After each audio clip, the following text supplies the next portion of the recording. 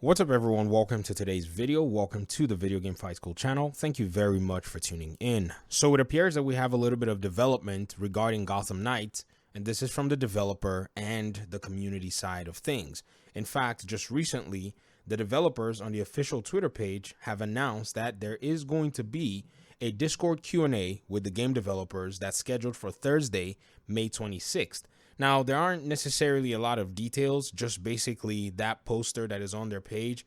And this Q&A is basically where they're inviting people within the community to come and ask questions from the game director, the executive producer, and the creative director. Some of you may know who the game director is and the creative director from the two gameplay reveals, and then you may know who the executive producer is from the initial reveal that was in 2020. So I think this is something that a lot of people are going to be interested in, and the scope and the measure of how this Q&A is going to go is largely unknown. Now, it's one thing for us to basically talk about the announcement, but we know the way this game has received its reception, so I think it's also fair that we look at the state of the community right now before this Q&A actually goes live. So right as they posted it, a lot of people already started asking questions naturally on Twitter, even if they already said that they're going to be doing a Discord Q&A.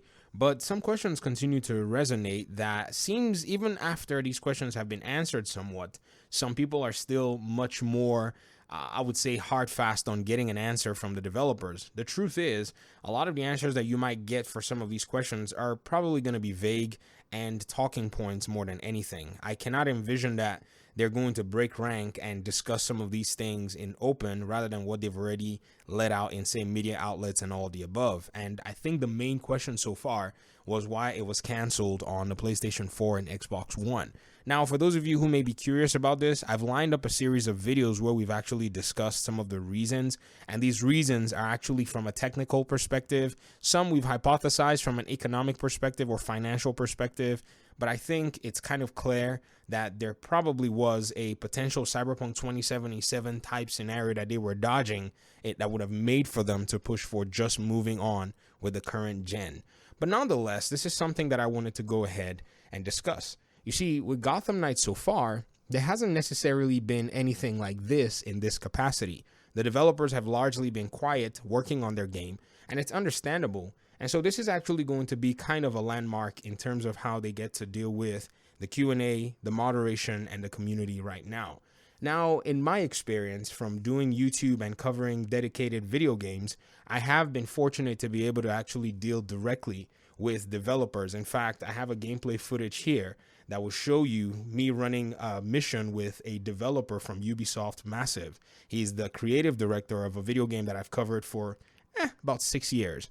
And the way that that studio actually does their community and developer relations or open communication, it's actually critically different from anything we've seen in the entire industry. So I am actually used to that format. The format that they use is a state of the game broadcast where they come on stream and they actually talk about the issues with the game and leave a live chat open where people can actually ask questions in real time, and they pick out questions and they answer most of the time.